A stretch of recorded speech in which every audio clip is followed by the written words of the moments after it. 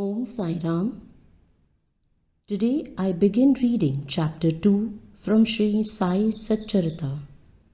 In the last chapter, the author mentioned in the original Marathi book that he would state the reason that led him to undertake the work and about the persons qualified to read the same, and such other points. Now, in this chapter, he narrates the same. The object of writing this work. In the first chapter, I described Sai Baba's miracle of checking and destroying the cholera epidemic by grinding wheat and throwing the flour on the outskirts of the village. I heard other miracles of Sai Baba to my great delight, and this delight burst forth into this poetic work. I also thought that the description of these miracles of Sai Baba would be interesting and instructive to his devotees and would remove their sins, and so I began to write the sacred life and teachings of Sai Baba. The life of the saint is neither logical nor dialectical. It shows us the true and great path. Hemanpan thought that he was not a fit person to undertake the work. He said, "I do not know the life of my intimate friend, nor do I know my own mind. Then how can I write the life of a saint or describe the nature of incarnations, which even the Vedas were unable to do? One must be a saint himself before he could know other saints. Otherwise, how can I describe their glory? To write the life of a saint is most difficult. One may as well be able to measure the depth of the seven seas or enclose the sky with cloth trappings. I knew this was the most inventorous undertaking which might expose me to ridicule. I therefore invoked Sai Baba's grace.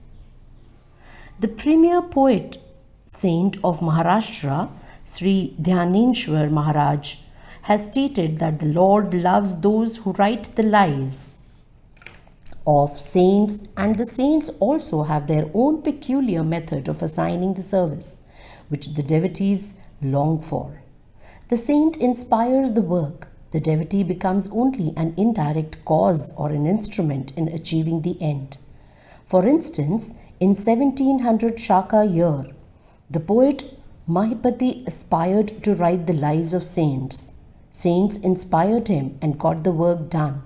So also in 1800 Shaka year, Das Ganu's service was accepted. The former wrote 4 works, Bhakta Vijay, Sant Vijay, Bhakt Leelamrit and Sant Leelamrit, while the latter wrote 2, Bhakt Leela Amrit and Sant Kathamrit, in which the lives of modern saints were described. In chapters 31, 32, 33 of Bhakt Leela Amrit and in chapter 57 of Sant Kathamrit, the life and teachings of Sai Baba are very well depicted. These have been separately published in Sai Leela magazine, number 11 and 12, volume 17. The readers are advised to read these chapters. So also Sai Baba's wonderful Leelas are described by Mrs. Savitri Bai Raghunath Tendulkar of Bandra in a small book named Sri Sainath Bhajan Mala. Das Ganu Maharaj also has composed various sweet poems on Sai Baba. A devotee named Amidas Bhavni Mehta has also published some stories of Sai Baba in Gujarati. Some numbers of Sainath Prabha, a magazine published by Dakshina Bhiksha Sansthan of Shirdi, are also published. Then the question of objection comes in, that while so many works regarding Sai Baba are extant, why should this be written? And where is its necessity? The answer is plain and simple. The life of Sai Baba is as wide and deep as the infinite ocean, and all can dive deep into the same and take out precious gems of knowledge and bhakti and distribute them among the aspiring people. The stories, parables and teachings of Sai Baba are very wonderful. They will give peace and happiness to the people who are afflicted with sorrows and heavy loaded with miseries of this worldly existence, and also bestow knowledge and wisdom both in the worldly and in spiritual domains. If these teachings of Sai Baba, which are as interesting and instructive as the Vedic lore, are listened to and meditated upon, the devotees will get what they long for: union with Brahma, mastery in eightfold yoga, bliss of meditation, etc. So I thought I should collect these stories together. That would be my best upasana. This collection would be most delightful to those simple souls whose eyes were not blessed with Sai Baba's darshan. So I set about collecting Sai Baba's teachings and expressions, the outcome of his boundless self-realization. It was Sai Baba who inspired me in this matter. In fact, I surrendered my ego at his feet and thought that my path was clear and that he would make me quite happy here and in the next world. I could not myself ask Sai Baba to give me permission for this work, so I requested Mr. Madhav Rao Deshpande, alias Shama, Baba's most intimate devotee, to speak to him for me. He pleaded my cause and said to Sai Baba, "This Anna Sahib wishes to write your biography. Don't say that you are a poor fakir and there is no necessity to write it. But if you agree and help him, he will write, or rather, your grace will accomplish the work. Without your consent and blessing, nothing can be done successfully." When Sai Baba heard this request, he was moved and blessed by giving him his udi and placing his boon, bestowing hand on my head, said, "Let him make a collection of stories and experiences. Keep notes and memos. I will help him. He is only an outward instrument. I should write my autobiography myself and satisfy the wishes of my devotees. He should get rid of his ego, surrender it at my feet. He who acts like this in life, him I help the most. What of my life stories? I serve him in his house in all possible ways. When his ego is completely annihilated and there is left no trace of it, I myself shall enter into him and shall myself write my own hearing. My stories and teachings will create faith in devotees' hearts, and they will easily get self-realization and bliss. Let there be no instance on establishing one's own view, no attempt to refute others' opinions, no discussions of pros and cons of any subject." Significant and prophetic title. The word discussion put me in mind of my promise to explain the story of my getting the title of Hemant Pant, and now I begin to relate the same.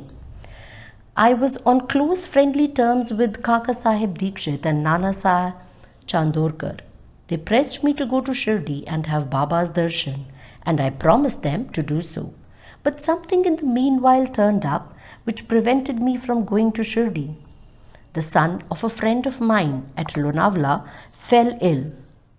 My friend tried all possible means, physical and spiritual, but the fever would not abate. At length, he got his guru to sit by the bedside of his son, but this too was of no avail. Hearing this, I thought, what was the utility of the guru if he could not save my friend's son? If the guru cannot do anything for us, why should I go to Shirdi at all? Thinking this way, I postponed my Shirdi trip. But the inevitable must happen, and it happened in my case as follows. Mr. Nana Sahib Chandorkar, who was a divisional officer, was going on tour to Besan. From Thana, he came to Dadar and was waiting for a train bound for Besan. Meanwhile, a Bandra local turned up. He sat in it and came to Bandra and sent for me and took me to task for putting off my Shirdi trip. Nana's argument for my Shirdi trip was convincing and delightful, and so I decided to start for Shirdi the same night. I packed my luggage and started for Shirdi. I planned to go to Dadar and from there to catch the train for Manmar, and so I booked myself for Dadar and sat in the train. While the train was to start, a Mohammedan came hastily to my compartment and, seeing all my paraphernalia, asked me where I was bound to. I told him about my plan. He then suggested that I should go straight to Boribandar and not to wait at Dadar, as the Manmar mail did not stop at Dadar. If this little miracle or Leela had not happened, I would not have reached Shirdi next day as settled, and my doubts would have assailed me. But that was not to be. As fortune favored me, I reached Shirdi the next day before 9 or 10 a.m. Bhau Sahib, that is Kaka Dikshit, was waiting for me there. This was in 1910, when there was only one place, Satheswada, for lodging pilgrim devotees. After alighting from the Tonga, I was anxious to have darshan when the great devotee Tatya Sahib Nulkar returned from masjid and said that Sai Baba was at the corner of the Wada and that I should first get the preliminary darshan and then, after bath, see him at leisure. Hearing this, I ran and prostrated before Baba, and my joy knew no bounds. I found more than what Nana Chandorkar had told me. All my senses were satisfied, and I forgot my thirst and hunger. The moment I touched Sai Baba's feet, I began a new life. I felt myself obliged to those who spurred and helped me to get the darshan, and I considered them as my real relatives. And I cannot repay their debt. I only remember them and prostrate before them mentally.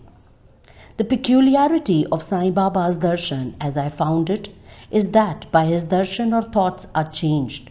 The force of previous actions is abated, and gradually non-attachment or dispassion towards worldly objects grows up. It is by the merit of actions in my past births that such darshan is got. And if only you see Sai Baba, all the world assumes the form of Sai Baba. Hot discussion. On the first day of my arrival in Shirdi, there was a discussion between me and Balasaheb Bhatte regarding the necessity of a guru. I contended, why should we lose our freedom and submit to others? When we have to do our duty, why a guru is necessary? One must try his best and save himself. What can the guru do to a man who does nothing but sleeps indolently? Thus I pleaded free will, while Mr. Bhatte took up the other side, that is destiny, and said, whatever is bound to happen must happen. Even great men have failed. Man proposes one way, but God disposes the other way. Brush aside your cleverness, pride, or egoism won't help you. This discussion, with all its pros and cons, went on for an hour or so, and as usual, no conclusion was arrived at. We had to stop the discussion ultimately as we were exhausted. The net result of this was that I lost my peace of mind and found that unless there is strong body consciousness and egoism, there would be no discussion. In other words, it is egoism which breeds discussion. Then, when we went to masjid with others, Baba asked Kaka Sahib Dikshit the following. What was going on in the Sathewada? What was the discussion about? And staring at me, Baba further added, what did this Hemant Pant say? Hearing these words, I was much surprised. The masjid was at a considerable distance from Sathewada, where I was staying and where the discussion was going on. How could Baba know all our discussion? Unless he be omniscient and inner ruler of all of us. I began to think why Sai Baba should call me by the name Hemant Pant. This word is a distorted form of Himantri Pant. This Himantri Pant was a well-known minister of the kings Mahadev and Ramdev of Devgiri of the Yadav dynasty. He was very learned, good-natured, and the author of works such as Chaturvarg, Chintamani, and Rajprahasti. He invented and started new methods of accounts and was the originator of the Modi script. But I was quite the opposite. An incornumus and of mediocre intellect. So I could not understand why the name or title was conferred upon me. But thinking seriously upon it, I thought that the title was a dart to destroy my ego, so that I should always remain meek and humble. It was also a compliment paid to me for the cleverness in the discussion. Looking into history, we think that Baba's word, calling Mr. Dabolkar by the name Hemant Pant, was significant and prophetic, as we find that he looked after the management of Sai Sansthan very intelligently, kept all the accounts properly, and was also the author of such a good work, Sai Satcharit, which deals with such important and spiritual subjects as dhyan, bhakti, dispassion, self-surrender and self-realization. Now about the necessity of a guru. Hemant Pant has left no note, no memo about what Baba said regarding this subject. But Kaka Sahib Dikshit has published his notes regarding this matter. Next day, after Hemant Pant's meeting with Sai, Kaka Sahib went to Baba and asked, Baba, where to go? Baba said, high up. Then the man said, where is the way? Baba said, there are many ways leading there. There is one way from here, that is Shirdi. The way is difficult. There are tigers and wolves in the jungles on the way. Kaka Sahib asked, but Baba, what if we take a guide with us? Baba answered, then there is no difficulty. The guide will take you straight to your destination, avoiding wolves, tigers and ditches, etc. on the way. If there be no guide, there is the danger of your being lost in the jungles or falling into ditches. Mr. Dabolkar was present on this occasion and he thought that this was the answer Baba gave to the question whether Guru was a necessity. And he thereupon took the hint that no discussion whether man is free or bound is of any use in spiritual matters, but on the contrary, real Paramarth is possible only as the result of the teachings of the Guru, as is illustrated in this chapter of the original work, in the stanzas of great avatars like Ram and Krishna, who had to submit themselves to their Gurus, Vasishtha and Sandipani, respectively, for getting self-realization, and that the only virtues necessary for such progress are faith and patience. That is the end of chapter 2. Bow to Sri Sai. Peace be to all.